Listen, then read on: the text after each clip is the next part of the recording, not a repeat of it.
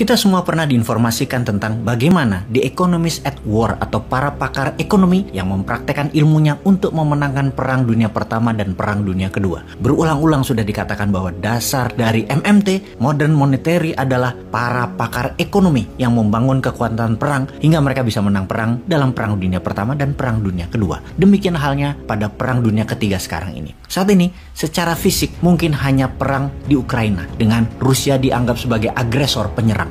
Namun, terdapat data lebih dari 26.000 private army di sana dari 27 negara dunia.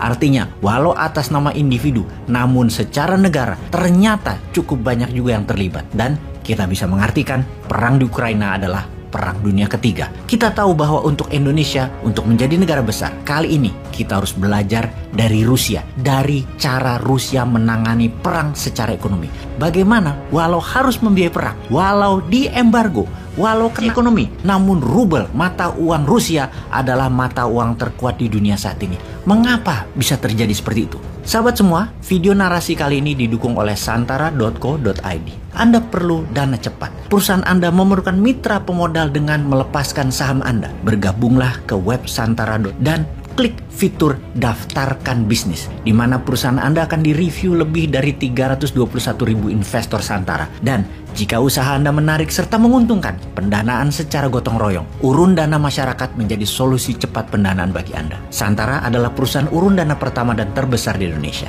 Sahabat, sekarang kita kembali ke Rusia sekarang. Kita semua mendengar informasi yang sama dalam beberapa minggu ini di seluruh dunia bahwa harga bahan pangan naik, barang langka tidak ada pemasoknya, harga energi naik, dan melemahnya banyak mata uang dunia. Kita membahas yang paling terakhir, mata uang banyak negara dunia kehilangan nilainya alias melemah yang terhitung sejak awal tahun 2022. Kita melihat yen Jepang yang melemah 18% terhadap US dollar terhitung sejak awal tahun, yang mana hal ini merupakan perlemahan yen terburuk dalam 27 tahun terakhir. Saat ini, 1 dolar sama dengan 136 yen. Dibandingkan dengan ketika Rusia menginvasi Ukraina, 1 dolar sama dengan 115 yen. Demikian juga dengan Korea Selatan. Di bulan Februari, 1 dolar sama dengan 1.200 won. Sekarang 1 dolar 1.300 won. Demikian juga dengan peso Filipina. 1 dolar 54 peso yang merupakan nilai terendah dalam 17 tahun ini peso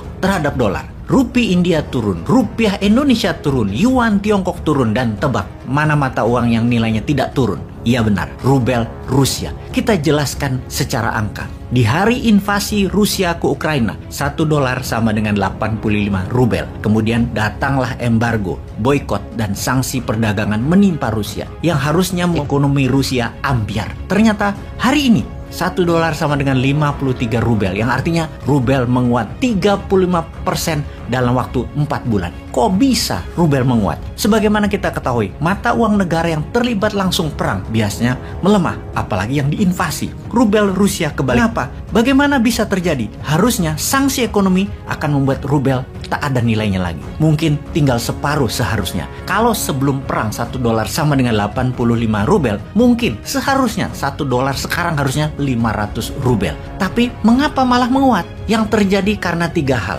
Pertama, Rusia menjalankan capital control measure, yaitu tentang mengantisipasi langkah apa yang terjadi jika perang ekonomi dilakukan oleh pihak lawan. Untuk mempertahankan ekonomi Rusia, Rusia harus mempertahankan mata uang Rusia, yaitu rubel. Bank Rusia telah membuat kebijakan antisipatif jauh sebelum pihak barat bertindak menyerang ekonomi Rusia dengan sanksi, embargo, dan boykot, yaitu dengan strategi membuat uang dari Rusia tidak keluar Rusia atau keep the money inside Rusia. Misalnya, kalau Anda pebisnis di Rusia, perusahaan ekspor yang menghasilkan pendapatan dalam mata uang asing, katakanlah 100 juta dolar, maka 80%-nya harus ditukar rubel Rusia. Tidak boleh keluar Rusia. Dipaksa menukarkan mata uang asing dengan rubel dan memaksa uang beredar di dalam Rusia. Alasan nomor 2, pembayaran gas oleh pihak barat menggunakan rubel. Dengan kebijakan tersebut, kebutuhan akan rubel terus meningkat. Dan alasan nomor 3 adalah kendali impor. Rusia membatasi impor sehingga kebutuhan Rusia akan dolar hampir tidak ada. Rusia memotong semua hal impor yang memakai mata uang asing.